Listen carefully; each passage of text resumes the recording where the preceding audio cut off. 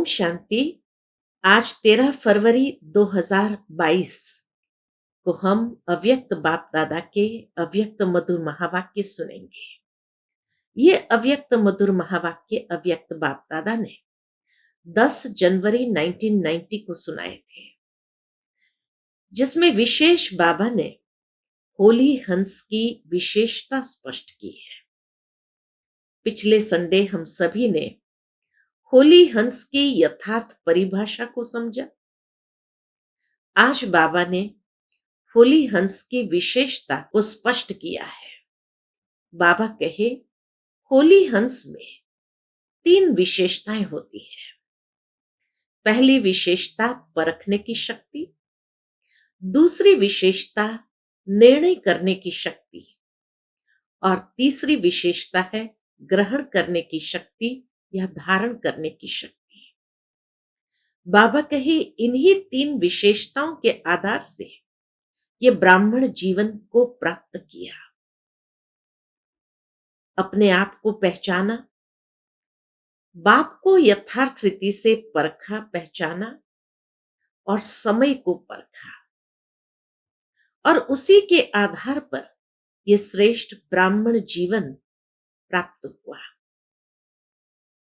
परंतु इस ब्राह्मण जीवन में बाबा कहे, अभी हर कर्म में सफलता प्राप्त हो, जो भी व्यक्ति संबंध संपर्क में आए उसमें सफलता प्राप्त हो और सेवा में संपूर्ण सफलता प्राप्त हो, उसके लिए भी ये परख शक्ति को यूज करना आना चाहिए।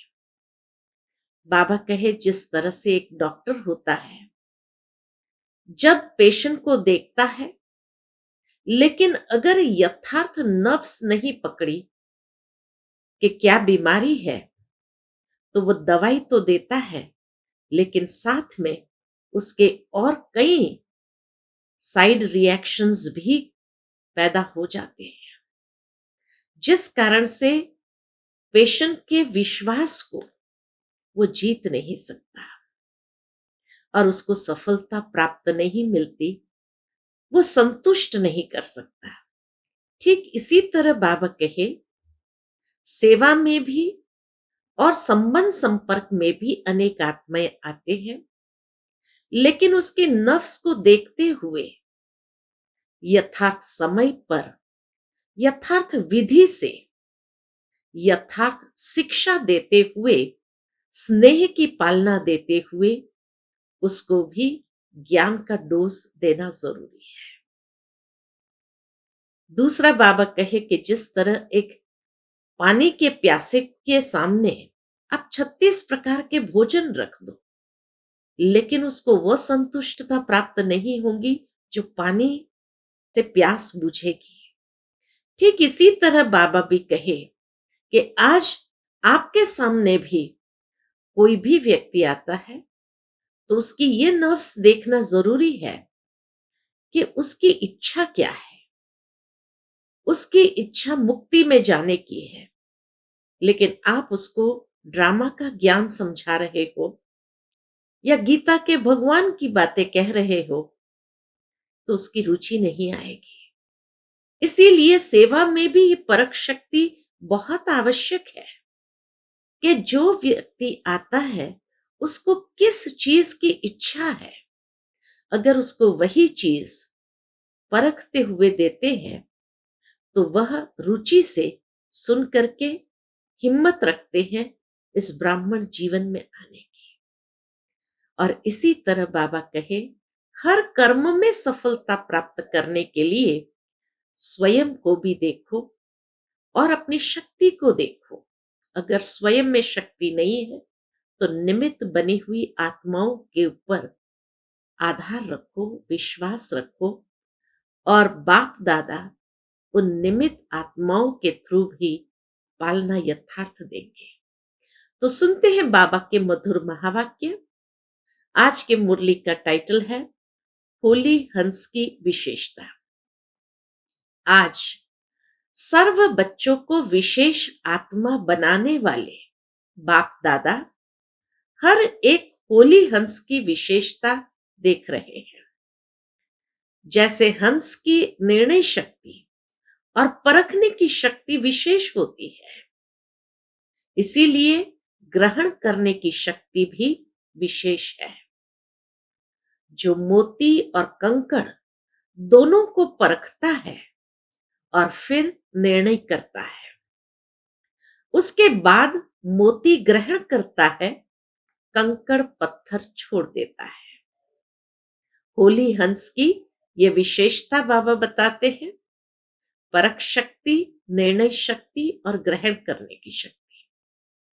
और मोती कंकड़ को पहले परख लेता है, निर्णय करता है मुझे क्या धारण करना है, और फिर उसको ग्रहण करता है।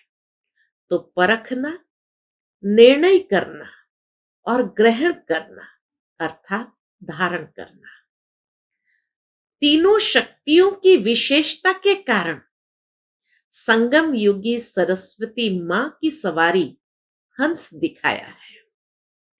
मां सरस्वती ने अपने ज्ञान की शक्ति से, विवेक की शक्ति से ही नीर और क्षीर को अच्छी तरह से परख करके जीवन में उस क्षीर को धारण किया। तो इसीलिए बाबा कहिए तीनों शक्ति होने कारण मां सरस्वती की सवारी हंस दिखाया है। तो एक सरस्वती मां का यादगार नहीं, लेकिन मां समान बनने वाली ज्ञान वीणा वादिनी आप सभी हो। बाबा हर बच्चे को मां सरस्वती के समान ज्ञान वीणा वादिनी के रूप में देखते हैं। इस ज्ञान को धारण करने के लिए भी यह तीनों विशेषताएं अति आवश्यक है। फिर बाबा कहे आप सभी ने ब्राह्मण जीवन धारण किया, कैसे किया? तो बाबा कहे आप सभी ने ब्राह्मण जीवन धारण करते ही ज्ञान द्वारा, विवेक द्वारा पहले परखने की शक्ति के आधार को पहचाना। सबसे पहले परखने की शक्ति के आधार को पहचाना, अपने आप को पहचाना, समय को पहचाना, अपने ब्राह्मण परिवार को पहचाना, अपने श्रेष्ठ कर्तव्य को पहचाना, इसके बाद निर्णय किया, तब ही ब्राह्मण जीवन धारण की। बाबा कहे ज्ञान के द्वारा, विवेक के द्वारा स्वयं को पहचाना, समय को पहचाना, ब्राह्मण परिवार को पहचाना, श्रेष्ठ कर्तव्य को पहचाना, और उसके बाद ये ब्राह्मण जीवन को धारण किया। ये वही कल्प पहले वाला बेहद का बाप है, परमात्मा है। तो परमात्मा बाप को भी अच्छी तरह से पहचाना। मैं भी वही कल्प पहले वाली श्रेष्ठ आत्मा हूं, अधिकारी आत्मा हूं। इस परखने के बाद निर्णय किया। बिना बाप को परखने के निर्णय नहीं कर सकते हैं। जब तक परमात्मा बाप को नहीं पहचाना, तो बाबा कहे जीवन का निर्णय नहीं कर सकते हैं। कई आत्माएं, मिसाल देते हैं बाबा, कई आत्माएं अभी तक भी संबंध संपर्क में है, बहुत अच्छा कहती रहती है, ये ज्ञान बहुत अच्छा है, ये कहती रहती है, लेकिन परमात्मा पहचान व परखने की शक्ति न होने कारण निर्णय नहीं कर सकते कि क्या बनना है व क्या करना है। न जीवन के विषय में निर्णय कर सकते हैं, न कर्तव्य के विषय में निर्णय कर सकते हैं। तो क्या बनना है, क्या करना है, उसका निर्णय नहीं हो पाता है। इसीलिए ब्राह्मण जीवन धारण नहीं कर सकते। सहयोगी बनते हैं, लेकिन सहज योगी जीवन नहीं बना सकते। सहयोगी बन जाते हैं, लेकिन अपना जीवन सहज योगी जीवन बना दे, वो नहीं बना सकते, क्योंकि दोनों शक्तियां नहीं है। इसीलिए होली हंस नहीं बन सकते। बाबा कहे पवित्रता रूपी मोती और अपवित्रता रूपी कंकड़ दोनों को अलग नहीं समझते। वो आत्माएं ज्ञान बहुत अच्छा है, ये जानते हैं, लेकिन क्योंकि बाप को नहीं पहचाना, तो न जीवन बना सकते हैं, न उस श्रेष्ठ जीवन के अधिकार को प्राप्त कर सकते हैं। साथ ही बाबा कहे, ग्रहण शक्ति भी नहीं है, क्योंकि पवित्रता रूपी मोती और अपवित्रता रूपी कंकड़ दोनों को अलग समझते ही नहीं है। तो पवित्रता को ग्रहण करने की शक्ति नहीं आ सकती, इसलिए पवित्रता को जीवन में धारण नहीं कर सकते। तो होली हंस की विशेषता है, पहले शक्ति परखना, अर्थात पहचानना। आप होली हंसों में ये दोनों शक्तियां हैं ना, परखने की शक्ति और निर्णय शक्ति, ये दोनों शक्तियां हैं ना, क्योंकि बाप को पहचाना, अपने आप को भी पहचाना, निर्णय भी ठीक किया, तब तो ब्राह्मण बने और चल रहे हो। इस बात में तो सब पक्के पास हो। बाबा कहे, इस बात में तो सब पक्के पास हो, लेकिन जो सेवा करते हो और कर्म में आते हो, तो जहां तक जीवन की बात है, वहां तक तो सब पक्के पास है। लेकिन बाबा कहते हैं, जो सेवा करते हो और कर्म में आते हो, सारे दिन की दिनचर्या में जो कर्म करते हो, संबंध संपर्क में आते हो, उसमें सफलता पूर्वक हर कर्म रहे, हर कर्म में सफलता मिले, तो उसमें सफलता पूर्वक हर कर्म रहे, वह हर संपर्क वाली आत्मा के संबंध में आने से सदा सफलता रहे, हर प्रकार की सेवा मनसा वाचा कर्मणा तीनों में सदा सफलता अनुभव हो, उसका भी आधार परखने की शक्ति और निर्णय करने की शक्ति है। इसमें फुल पास है। सहज योगी जीवन तो बन गया, ब्राह्मण बन गए, बाप को पहचाना, अपने आप को पहचाना, समय को पहचाना और सहज योगी जीवन को अपना लिया। लेकिन अब बाबा कहे, हर कर्म में, सेवा में और संबंध संपर्क में, तीनों में सफलता मूर्त कितना बने हैं, इसमें कितने फुल पास है, ये बाबा देख रहे हैं। तो क्या देखा? सेवा की सफलता व संपर्क में सफलता सदा न होने कारण चेक करो, तो कार्य को, व्यक्ति को, आत्मा को परखने की शक्ति में अंतर पड़ जाता है। वहां अगर सफलता नहीं अनुभव हुई, तो उसका कारण कार्य को, व्यक्ति को, आत्मा को परखने की शक्ति में अंतर पड़ जाता है।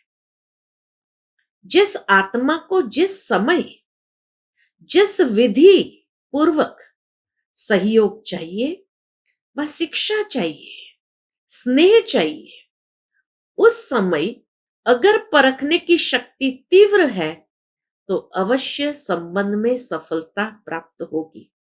तो इसीलिए बाबा कहे, तो कार्य को, व्यक्ति को, आत्मा को परखने की शक्ति में अंतर पड़ जाता है।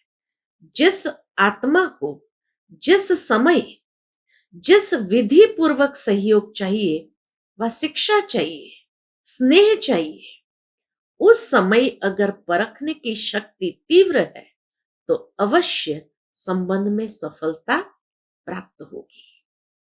लेकिन होता क्या है? अब बाबा रिजल्ट बताते हैं। होता क्या है? जिस आत्मा को जो सहयोग व विधि उस समय चाहिए, वो न देकर व न परखने कारण अपने ढंग से उसको सहयोग देते हो, वह विधि अपनाते हो, इसलिए संतुष्टता की सफलता नहीं होती है। तो सेवा में जब आते हैं, संबंध संपर्क में आते हैं, उस समय उस आत्मा को क्या चाहिए, उस विधि से उसको सहयोग, स्नेह, पालना देना, बाबा कहे ये महत्वपूर्ण है। तो जहां परखने की शक्ति में अंतर पड़ा कि संतुष्टता रूपी सफलता प्राप्त नहीं होती है। बाबा मिसाल देते हैं, जैसे शारीरिक बीमारी को परखने की डॉक्टर को विधि न आए तो क्या होता है, ठीक होने के बजाय एक से अनेक रोग और पैदा हो जाते हैं। अगर बीमारी की जड़ को पहचाना नहीं उसने डॉक्टर ने और ऊपर से ट्रीट किया तो क्या होता है, एक रोग को ठीक करने के बजाय उसकी साइड इफेक्ट्स अनेक प्रकार की और बीमारियां क्रिएट हो जाती है और पेशेंट को संतुष्टता की सफलता नहीं मिलती। वो पेशेंट भी संतुष्ट नहीं होती, जिसको साधारण शब्दों में बाप दादा कहते हैं कि हर एक की नब्ज को पहचान। चलना और चलाना भी जरूरी है। ब्राह्मण जीवन है, परिवार है, तो परिवार में चलना और चलाना दोनों जरूरी है। तो क्या करना पड़ेगा, पहचानने अर्थात परखने की शक्ति को तीव्र करना पड़े। इसमें अंतर पड़ जाता है, जिसको आप साधारण भाषा में कहते हो हैंडलिंग में फर्क। कहते हो ना, इसकी हैंडलिंग पुरानी है, इसकी नई है। कहते हैं ना बाबा के, इनकी हैंडलिंग पुरानी है, इनकी नई है। तो अंतर क्यों पड़ा, क्योंकि हर समय, हर आत्मा और हर कार्य को परखने की शक्ति चाहिए। हर समय, हर आत्मा और हर कार्य को परखने की शक्ति चाहिए। टोटल परखने की शक्ति आ गई, बाबा सर्टिफिकेट भी देते हैं कि टोटल परखने की शक्ति आ गई है। समय को जानते, आत्माएं दुखी है ये भी जानते हैं। तो बाबा कहे टोटल परखने की शक्ति आ गई, लेकिन विस्तार से और बेहद के परखने की शक्ति की आवश्यकता है। उस समय आत्मा की ग्रहण शक्ति कितनी है? जो आत्मा आपके पास आई है, दुखी है, परेशान है, अशांत है, ये तो परख लिया, लेकिन उस समय आत्मा की ग्रहण शक्ति कितनी है, वायुमंडल क्या है, और उस आत्मा की सुनने की व शिक्षा लेने की मूड कैसी है, ये भी तो परखना चाहिए कि वो आत्मा का मूड है, ऐसा माहौल है, या उसकी ग्रहण शक्ति इतनी है। दूसरा एग्जाम्पल बाबा देते हैं, जैसे कोई कमजोर शरीर वाला हो और उसको ज्यादा से ज्यादा ताकत का इंजेक्शन दे देवे तो क्या हालत होगी, वो तो हार्ट फेल हो जाएगा, शांति में चला जाएगा। ऐसे ही बाबा कहे, ऐसे अगर संबंध में आने वाली आत्मा कमजोर है, आत्मा में हिम्मत नहीं है, लेकिन आप उसको शिक्षा का डोज दे देते हैं। बाबा कहे उसमें हिम्मत नहीं है, लेकिन आप उसको शिक्षा का डोज देते जाओ तो क्या होगा, उसका मूड, समय, वायुमंडल परख न सके तो रिजल्ट क्या होगी, एक तो दिल शिकस्त हो जाएगा और शक्ति न होने कारण ग्रहण ग्रहण नहीं कर सकेगा। एक तो अंदर से दिल शिकस्त हो जाएगा, हिम्मत ही नहीं है उसके अंदर, इतना हैवी डोज ज्ञान का दे दिया और उसमें शक्ति भी नहीं है, तो ग्रहण भी नहीं कर सकेगा। और फिर क्या करेगा वो? तो बाबा के और ही जिद और सिद्ध करने में उछलेगा, जिद में आ जाएगा, आप जो कह रहे हैं रॉन्ग है, या सिद्ध करेगा कि मैं ही सही हूं। तो इसीलिए बाबा कहे और ही जिद और सिद्ध करने में उछलेगा। आपने तो अच्छी भावना से किया, लेकिन सफलता न मिलने का कारण परखने और निर्णय करने की शक्ति कम है। इसलिए सफलता मूर्त बनने में परसेंटेज हो जाती है। तो संबंध संपर्क में आने वाली आत्मा के प्रति भावना अच्छी होने के बाद भी सफलता क्यों नहीं मिलती है? क्योंकि ओवरडोज कई बार हम दे देते हैं। फिर आगे बाबा कहे, तो सारे दिन के कर्म और संबंध में परखने की शक्ति की आवश्यकता हुई ना, इसलिए शिक्षा भल दो। बाबा कहे शिक्षा भल दो, लेकिन सब बातों को परख कर फिर कदम उठाओ कि उसकी ताकत कितनी है, उसमें ग्रहण करने की शक्ति है व नहीं है, फिर वायुमंडल कैसा है, उसका मूड कैसा है, इस सब बातों को परखना होता है और उसके बाद उसको डोज देना होता है। ऐसे ही सेवा के क्षेत्र में तो संबंध संपर्क की सफलता का अनुभव करने के लिए ये सब बातें जरूरी है। इसी तरह बाबा कहे अब सेवा के क्षेत्र में, ऐसे ही सेवा के क्षेत्र में भी अगर आत्माओं की आवश्यकता और इच्छा परखने के बिना कितना भी अच्छा ज्ञान दे दो, कितनी भी मेहनत कर लो, लेकिन सफलता नहीं होगी। अच्छा अच्छा कहना तो एक रीत रस्म हो गई है, क्योंकि आप कोई बुरी बात तो कहते भी नहीं हो। तो सेवा में जिसको भी हम सुनाते हैं, ज्ञान देते हैं, अच्छा अच्छा तो कहते हैं, क्योंकि कोई बुरी बात तो सुना ही नहीं। लेकिन जो सफलता का लक्ष्य रखते हो, उसमें समीप अनुभव करो, उसके लिए परखने की शक्ति अति आवश्यक है। जैसे बाबा एग्जाम्पल देते हैं, जैसे कोई मुक्ति का इच्छुक है और उसको आप जीवन मुक्ति और मुक्ति दोनों भी दे दो, लेकिन वो रुचि नहीं रखेगा। एग्जाम्पल बाबा देते हैं, पानी के प्यासे को 36 प्रकार का भोजन दे दो, लेकिन वह संतुष्ट पानी की बूंद से ही होगा, न कि भोजन से। तो मुक्ति के इच्छुक को परख कर अगर उसको जीवन मुक्ति के बारे में स्पष्टीकरण देंगे, तो उसकी इच्छा भी बढ़ेगी और जीवन मुक्ति में परिवर्तन भी हो जाएंगे। अगर ये परख लिया कि ये मुक्ति के इच्छुक है और फिर उसको मुक्ति के बारे में स्पष्टीकरण किया, तो फिर उसकी इच्छा बढ़ेगी और जीवन मुक्ति के लिए परिवर्तन भी हो जाएंगे। सोचेगा, हाँ मैं भी जीवन मुक्ति में जाना चाहता।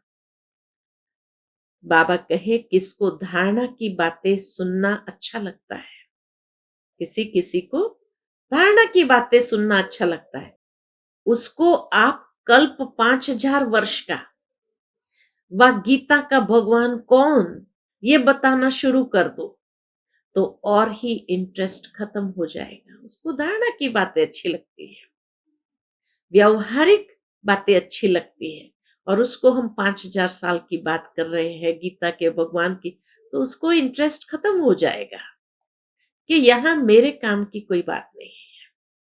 इसलिए बाबा कहे सेवा में भी आत्मा की स्थिति व उसकी आस्था क्या है, उसका विश्वास कहाँ है, उसको परखना आवश्यक है ना। तो बाबा ने कितनी सुंदर बात कही कि सेवा में भी आत्मा की स्थिति और उसकी आस्था क्या है, उसका विश्वास किसमें है, उसको परखना आवश्यक है। तो सेवा में सफलता का आधार किस शक्ति पर हुआ? परखने की शक्ति चाहिए। सेवा में भी परखने की शक्ति चाहिए। तो पहले बाबा ने संबंध संपर्क में आने वाली की आत्मा की बात स्पष्ट किया कि वहां भी परखने की शक्ति चाहिए, और फिर सेवा में सफलता के लिए भी परखने की शक्ति चाहिए।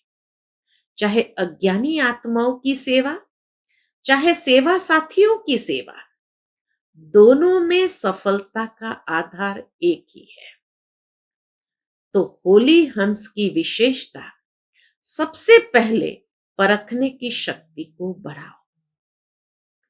परखने की शक्ति यथार्थ है, श्रेष्ठ है, तो निर्णय भी यथार्थ होगा। और आप जिसको जो देना चाहते हैं वह उसमें ग्रहण करने की शक्ति स्वतः ही होगी। और क्या बन जाएंगे? नंबर 1 सफलता मूर्त। इसीलिए बाबा कहे दोनों में संबंध, संपर्क और सेवा में, दोनों में सफलता का आधार क्या है? परखने की शक्ति को बढ़ाना। इसलिए बाबा कहे परखने की शक्ति यथार्थ है, श्रेष्ठ है, तो निर्णय भी यथार्थ होगा। और आप जिसको जो देना चाहते हो वह उसमें ग्रहण करने की शक्ति स्वतः ही होगी। और क्या बन जाएंगे? नंबर 1 सफलता मूर्त। तो चाहे सेवा में, चाहे संबंध में, लक्ष्य को प्राप्त करने के लिए इस लक्षण को धारण करो। कितना प्रैक्टिकल बाबा की हर एक बात है। हम लोग कई बार नशे में आ जाते हैं और इसीलिए न वायुमंडल देखते, न आत्मा की कैपेसिटी देखते हैं, न कुछ भी नहीं देखते, और ओवरडोज भी हो जाता है कभी। और इसीलिए सब फिर सोचते हैं हमने तो जो देना चाहिए दिया, फिर भी सफलता क्यों नहीं मिली। तो बाबा डाउन टू अर्थ इतना प्रैक्टिकल बातें बताते हैं सफलता प्राप्त करने के। फिर बाबा कहते हैं तो सारे दिन में ये चेक करो, सारे दिन की दिनचर्या में परखने की शक्ति कहां तक यथार्थ हुई। अब बाबा के स्वयं में चेक करो। रोज अपनी दिनचर्या में जरूर चेक करना चाहिए। और कहां करेक्शन, एडिशन करने की आवश्यकता रही, ये भी चेक करो। रोज का अगर हम अपने आप को देखेंगे कि आज सफलता मिली या नहीं मिली, तो बाबा कहे स्पष्ट अनुभव होगा क्या करेक्शन, क्या एडिशन करने की जरूरत है। करने के बाद करेक्शन अपने आप होती जरूर है। क्यों? क्योंकि बाबा कहे दिव्य बुद्धि का वरदान सबको मिला हुआ है। बाबा ने हर बच्चे को जन्मते ही दिव्य बुद्धि का वरदान गिफ्ट रूप में दिया है, तो उससे समझ में आता है तो करेक्शन और एडिशन कर लेना चाहिए। फिर बाबा कहे चाहे समस्या के वश, समय व परिस्थिति के वश, व कोई आत्मा के संग के वश, व माया द्वारा मन मत के वश, उस समय पर वश हो जाते हैं। अगर मान लो कि परखने की शक्ति नहीं है तो क्या होगा? या समस्या के वश, परिस्थिति समय के वश, आत्माओं के संग के वश, या माया द्वारा मन मत के वश उस समय पर वश हो जाते हैं। लेकिन समय, परिस्थिति, संग का प्रभाव, मन मत का प्रभाव जब हल्का हो जाता है, फिर दिव्य बुद्धि अपना काम करती है। तब रियलाइजेशन जरूर होती है, जिसको आप लोग कहते हो जोश से होश में आ गए। फिर महसूस होता है कि यह करेक्शन व एडिशन होनी चाहिए थी, वह करनी है। फिर रियलाइज हो जाता है। पहले वशीभूत होने कारण हम रियलाइज नहीं कर सकते, लेकिन जैसे ही वो प्रभाव हल्का हुआ तो दिव्य बुद्धि काम करती है, जोश से होश में आ जाते हैं और महसूस होती ये करेक्शन, एडिशन होनी चाहिए थी, वह करनी है। लेकिन रजिस्टर में व कर्मों के हिसाब के किताब में दाग नहीं, लेकिन बिंदी तो पड़ गई, बिल्कुल साफ तो नहीं रहा ना। इसलिए कहा जाता है कर्मों की लीला अति गुह्य है। तो पहले बाबा ने संबंध, संपर्क की सफलता के विषय को स्पष्ट किया, सेवा में सफलता के विषय को स्पष्ट किया। अब बाबा कहे अपने कर्मों में सफलता, तो अपने कर्मों की लीला समझना जरूरी है। उसके लिए भी परख शक्ति चाहिए। बाप दादा के सन्मुख टीचर्स बैठी थी, तो टीचर्स तो कर्मों की लीला को अच्छी रीति जान गई है ना, टीचर सारा दिन क्या गीत गाती है कि वाह मेरे श्रेष्ठ कर्मों की लीला। कर्मों के गहन गति की लीला नहीं, श्रेष्ठ कर्मों की लीला। बाबा ने करेक्शन किया, कर्मों की गहन गति की लीला नहीं, लेकिन श्रेष्ठ कर्मों की लीला। दुनिया वाले तो हर कर्म में, हर कदम में कर्मों को ही कूटते रहते हैं कि हाय मेरे कर्म। आप कहेंगे वाह श्रेष्ठ कर्म। इतना अंतर हो गया। अब इसमें और आगे बढ़ो कि सदा वाह श्रेष्ठ कर्म हो, साधारण कर्म नहीं, वाह श्रेष्ठ कर्म हो। कर्म को कूटना तो खत्म हो गया, लेकिन श्रेष्ठ कर्म हो, इसमें अंडरलाइन कर। अगर मिक्स कर्म है, साधारण भी है, श्रेष्ठ भी है, तो सफलता भी मिक्स हो जाती है। तो अब बाबा कर्मों की सफलता के विषय में स्पष्टीकरण देते हैं कि पहले देखो मेरे कर्म श्रेष्ठ है या साधारण और श्रेष्ठ दोनों मिक्स है। अगर दोनों मिक्स है तो सफलता भी जरूर मिक्स हो जाती है। अभी विशेष अटेंशन यह देना है कि साधारणता को विशेषता में परिवर्तन करो। इस पर भी कभी सुनाएंगे कि बाप दादा हर एक की रोज की दिनचर्या में क्या क्या देखते हैं, वो भी बाबा कहे कभी सुनाएंगे। साधारणता कितनी है और विशेषता कितनी है, यह रिजल्ट देखते रहते हैं। बाबा ऊपर से ये रिजल्ट देखते रहते हैं। बाप दादा के पास देखने के साधन इतने हैं जो एक ही समय देश विदेश के सभी बच्चों को देख सकते हैं। अलग अलग देखने की आवश्यकता नहीं, 5 मिनट में सबका पता लग जाता है। हाँ, बाबा के पास तो सारी रिफाइंड मशीनरी होती है, तो 5 मिनट में सबका पता लग जाता है। बच्चों के वाह वाह के गीत भी गाते हैं। देख करके बाबा जहां देखते हैं कि बच्चों ने बहुत अच्छा किया, तो वाह वाह के गीत भी गाते हैं। साथ साथ सामान बनाने की एम से चेक भी करते हैं कि अभी बच्चे इतने सामान बने हैं, उस एम से चेक भी करते हैं।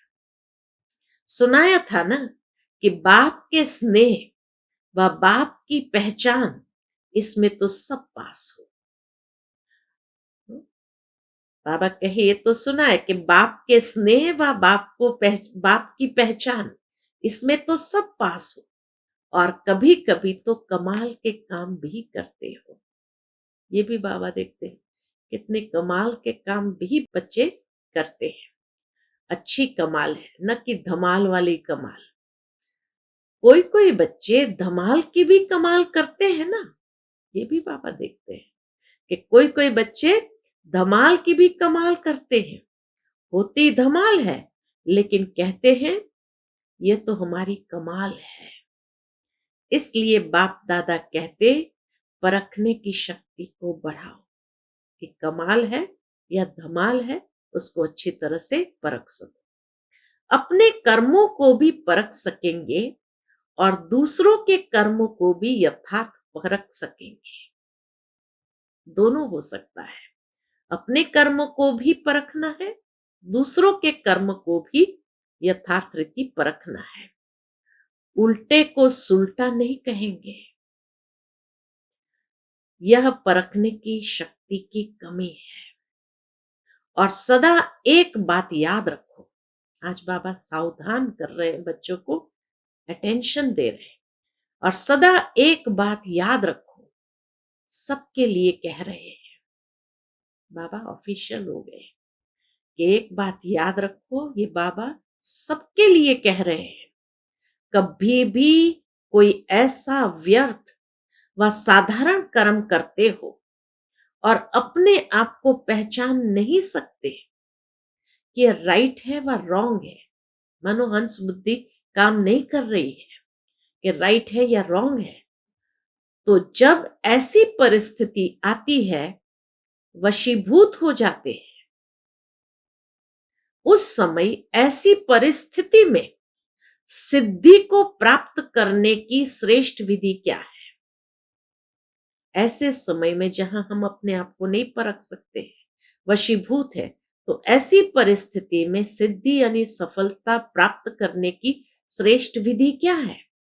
क्योंकि उस समय अपनी बुद्धि तो वशीभूत है, राइट को भी रॉन्ग समझते हो, रॉन्ग को रॉन्ग नहीं समझते हो, राइट समझते हो, राइट को रॉन्ग समझते, रॉन्ग को राइट समझते हो, फिर जिद करेंगे या सिद्ध करेंगे। यह निशानी है वशीभूत बुद्धि की। बाबा कहे यह निशानी है वशीभूत बुद्धि की। ऐसे समय पर सदैव एक बाप दादा की श्रेष्ठ मत याद रखो कि जिन्हों को बाप ने निमित्त बनाया है, वह निमित्त आत्माएं जो डायरेक्शन देती है, उसको महत्व देना चाहिए। बहुत सुंदर बाबा ने ये बात कही कि जब बुद्धि, दिव्य बुद्धि काम नहीं कर रही है, ऐसे समय पर सफलता प्राप्त करनी है तो क्या करना पड़े? तो ऐसे समय पर सदैव एक बाप दादा की श्रेष्ठ मत याद रखो कि जिन्हों को बाप ने निमित्त बनाया है, वह निमित्त आत्माएं जो डायरेक्शन देती है, उसको महत्व देना चाहिए। उस समय यह नहीं सोचो कि निमित्त बने हुए शायद कोई के कहने से कह रही है, इसमें धोखा खा लेते हो। निमित्त बनी हुई श्रेष्ठ आत्माओं द्वारा जो शिक्षा व डायरेक्शन मिलते हैं, उसको उस समय महत्व देने से अगर कोई बुरी बात भी होगी तो आप जिम्मेवार नहीं है।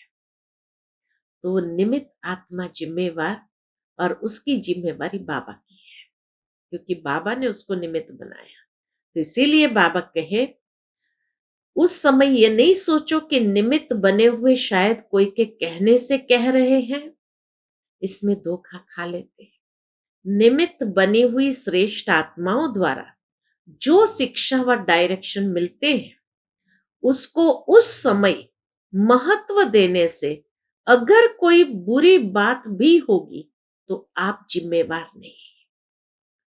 जैसे ब्रह्मा बाबा के लिए हमेशा बाबा कहते थे, जैसे ब्रह्मा बाप के लिए सदा कहते हैं कि अगर ब्रह्मा बाप द्वारा कोई गलती भी होगी तो वह गलती भी बदल के आपके प्रति सही हो जाएगी। साकार में बाबा कहते थे। तो ऐसे निमित्त बनी हुई आत्माओं प्रति कभी भी यह व्यर्थ संकल्प नहीं उठना चाहिए। मानो कोई ऐसा फैसला भी दे देते हैं जो आपको ठीक नहीं लगता है, लेकिन आप उसमें जिम्मेवार नहीं। बाबा कहे आप उसमें जिम्मेवार नहीं है। आपका पाप नहीं बनेगा। किसका पाप बनेगा फिर? बाबा ठीक करेगा उसको। तो बाबा कहे आपका पाप नहीं बनेगा। उन्होंने कह दिया, आपने उस अनुसार किया, तो उसमें आपका पाप नहीं बनेगा। आपका काम ठीक हो जाएगा, क्योंकि बाप बैठा है। बाप पाप को बदल लेगा। ये गुह्य रहस्य है, गुप्त मशीनरी है। इसलिए निमित्त बनी हुई श्रेष्ठ आत्माओं के श्रेष्ठ डायरेक्शन को महत्व से कार्य में लगाओ। इसमें आपका फायदा है, नुकसान भी बदलकर फायदे में हो जाएगा। यह बाप की गारंटी है। समझा? इसलिए सुनाया कि कर्मों की लीला बड़ी विचित्र है। बाप जिम्मेवार है। जिनको निमित्त बनाया है, उसका भी जिम्मेवार बाप है। आपके पाप को बदलने का भी जिम्मेवार है। ऐसे ही निमित्त नहीं बनाया है। सोच समझ के ड्रामा के लॉ मुझे निमित्त बनाया गया है। कितनी सुंदर बात बाबा ने कही। ऐसे ही निमित्त नहीं बनाया है, सोच समझ के ड्रामा के लॉ मुजब निमित्त बनाया गया है। समझा? टीचर्स को अच्छा लगता है ना, इसमें फायदा है। बोझ हल्का हो गया। कोई भी बात आएगी तो कहेंगे निमित्त बने हुए बड़े जाने। छोटी बहनें निमित्त बने हुए बड़े जाने कह करके हल्की हो सकती है। हल्के हो गए ना, पूछते बाबा। लेकिन सिर्फ कहने मात्र नहीं, समझने मात्र, स्नेह मात्र, स्वमान मात्र हो। वो स्वमान में भी हो, स्नेह स्वरूप भी हो, और समझ करके उसको स्वीकार करना। इन गुह्य बातों को, बाबा कहे, इन गुह्य बातों को बाप जाने और जो समझदार बच्चे हैं वह जाने। निमित्त बनी हुई आत्माओं के लिए कुछ भी कहना अर्थात बाप के लिए कहना। निमित्त बाप ने बनाया है ना, बाप से ज्यादा आपको परखने की शक्ति है? पूछते बाबा, क्या बाप से ज्यादा आपको परखने की शक्ति है? बाप दादा का अति स्नेह सभी बच्चों से है। ऐसे नहीं कि निमित्त बने हुए से प्यार है। बाबा के ऐसे नहीं कि सिर्फ निमित्त बने हुए से ही प्यार है, दूसरों से नहीं। यह भी प्यार के कारण ही डायरेक्शन देते हैं। प्यार नहीं होता तो कहते जैसे चल रहे हैं चलते रहे। जब इतनी हिम्मत रखी है और ब्राह्मण जीवन में चल रहे हो, उड़ रहे हो, तो छोटी सी कमजोरी भी क्यों रह जाए? यह है प्यार, बाबा का प्यार है, जो बाबा उस छोटी सी कमजोरी को देख नहीं सकते। प्यार वाले की कमी कभी नहीं देखी जाती है। प्यार वाले की कमी कभी नहीं देखी जाती है। यह है प्यार की निशानी। जिससे दिल का सच्चा प्यार होता है, जिससे दिल का सच्चा प्यार होता है, उसकी कमी को हमेशा अपनी कमी समझते हैं। बाबा भी अपनी कमी समझते हैं। अच्छा, कोई भी कार्य करो तो कभी भी कोई हलचल के वातावरण के प्रभाव में नहीं आओ।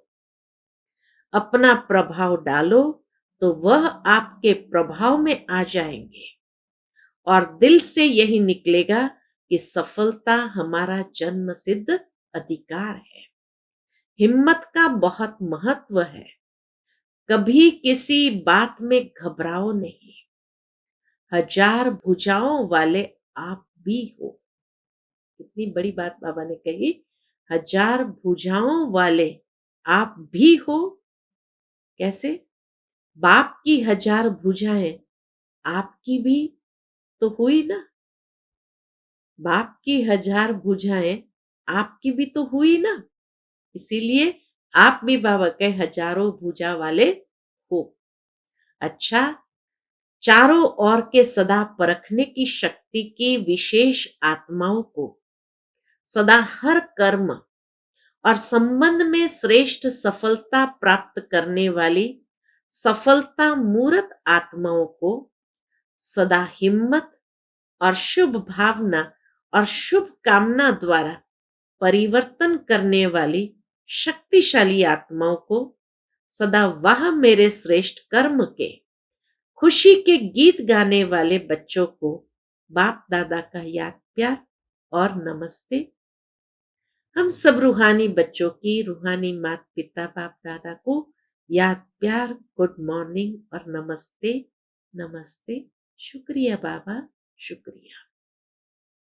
आज का बाप दादा का मधुर वरदान हम बच्चों के प्रति है। शांति की शक्ति से संस्कार मिलन द्वारा सर्व कार्य सफल करने वाले सदा निर्विघ्न भव। शांति की शक्ति से संस्कार मिलन द्वारा सर्व कार्य सफल करने वाले सदा निर्विघ्न भव। सदा निर्विघ्न वही रह सकता है जो सी फादर फॉलो फादर करता है।